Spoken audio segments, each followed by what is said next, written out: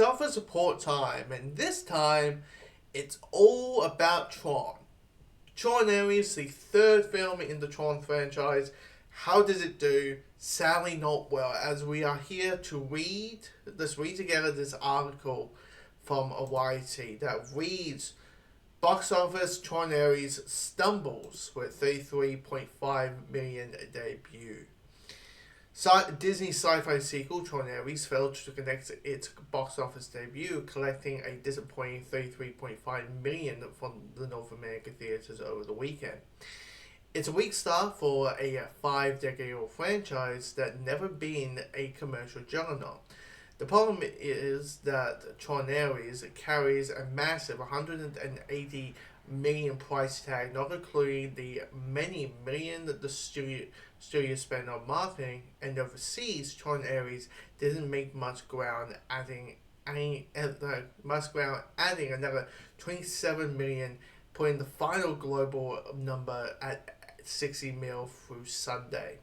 Now that might change it, but more likely it'd be like 59 or 62, that kind of thing. Heading into the weekend, Tron Ares was targeting a decent domestic debut with 45 million to 50 million, despite the B plus grade on similar stored exit polls. The action adventure wasn't able to expand the audience beyond its target demographic of boys and men, as the results of the final weekend tally didn't come close to matching its prior installment, 2010 Tron Legacy, which opened to 44 million, not adjustment to inflation. Tickets sales were at least way above the original 1982 original Tron movie, which launched with 4.7 million on the way of its cult status. Of course, this new one has Jared Leto, Gary Green, and appears as stars in the newest installment. And the film is about topically follows a human's first contact with AI as an advanced programmer enters into its physical world.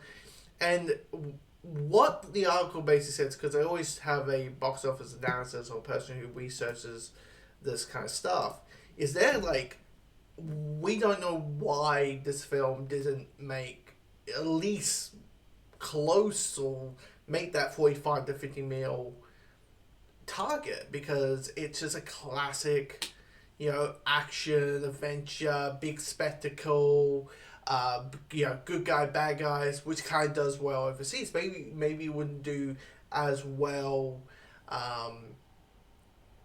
maybe in the States, but maybe it'll do well in other territories. They just couldn't understand it. And I think it's just simply this. I think there's two factors. One is the film, the response of the film has been, it's fine. It's fine. It's not amazing. So, you're not having that rush to go, get your friends, get your partner, get the family in, get the kids in. It's not like a repeat viewing. It's not like, oh, you need to see this. Oh my God, you need to see this. It ain't that type of movie. Two, Jared Leto. I know the weird thing about Jared Leto is, I get it. The cinephiles want to say, but he won an Academy Award. He's a great actor because he won an Oscar that one time. The thing is, I have to ask this question. If the movie on the posters and on the trailers said Academy Award-winning, Oscar Award-winning Jared Leto, does the general audience give a shit about that? Because all they know is, that's a fluke. He won that Oscar, he did one good job that one time, and then the West, he was mediocre or maybe not that as good. Because the general audience, their experience with Jared Leto, is two movies. Suicide Squad, or him playing the Joker, which isn't a lot of people's favorite. And two is Morbius. And you hear all the weird stories, like, you know, him going method with Joker, and him having apparently stories about him having sexing chat BBT. I mean, I joke when I heard that. I jokingly said, "Well, you know, if AI just wants to us versus want to kill us, I'll take that over the Terminator. Well, I'll take that." But it's just Jello is for, I think, the general audience not that well good an actor, and also his methods and how he gets into characters just comes across as pretentious and weird. And why can't you just, I mean, I know it's more than just, can you just stand there and say your lines, but saying it's part of his process is, I think his version of method acting elevates him as a performer, because it's like, dude, there's a lot of actors who just, find out and learn how to play a character without sending a live whack to one of your co-stars. You don't do that. So I think that's that. One, one it was Jello, but the other one is simply Tron. Tron, as it say, isn't a big juggernaut. As the article says, it's not a big juggernaut. So it's not that surprising. And look, it's like, it's a 15-year-old sequel to a movie that came out in the 80s. And it ain't Star Wars. It ain't Back to the Future. It ain't Jurassic World or Jurassic Park, whatever you want to call them.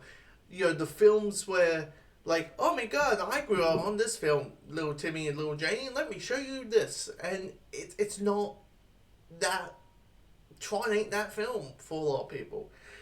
It's not that popular. And I understand, like, 400 mil, I understand why Disney said, okay, because the first one made the second one made 400 mil. But if they did it, they should have made this film, like, I don't know, like, 3 years after this, after Legacy. Yeah. And also, there's no recognizable faces from Legacy outside Jeff Bridges. But there's no, well,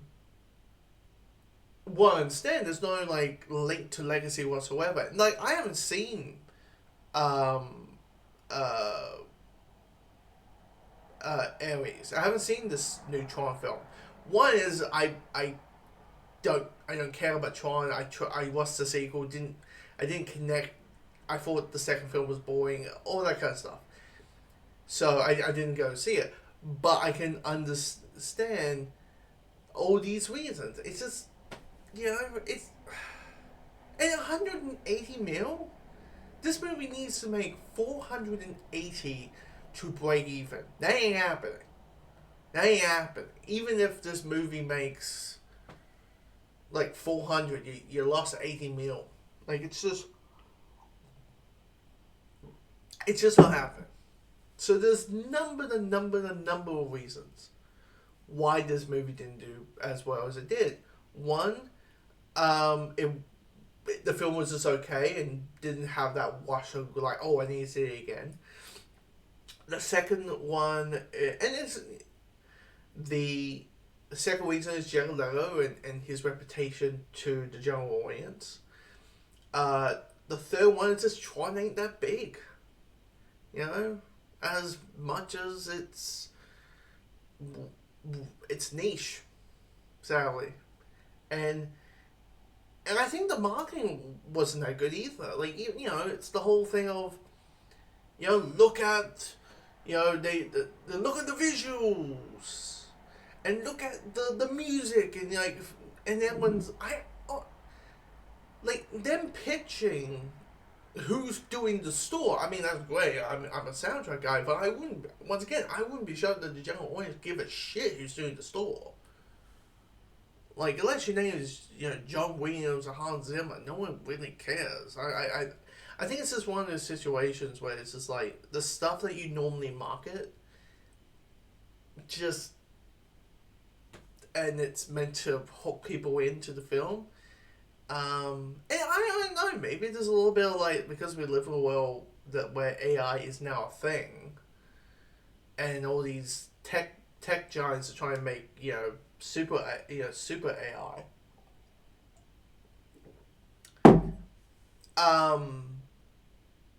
Maybe the audience is like, hey, this is a little bit too close to home. Like, this is a scary thing, and so, could be that. But anyway, if you've seen the movie, let me know your thoughts. Because I'm planning to see Frankenstein next week. I know it will cost me a little bit more money than because it's one of those like cinemas that only had like four seats and it's like in the middle of the city, that kind of thing. But I'm going to see Frankenstein next week. Yeah, so take that as you may. But what your thoughts on the box office and all that, comment below. Let me know your thoughts.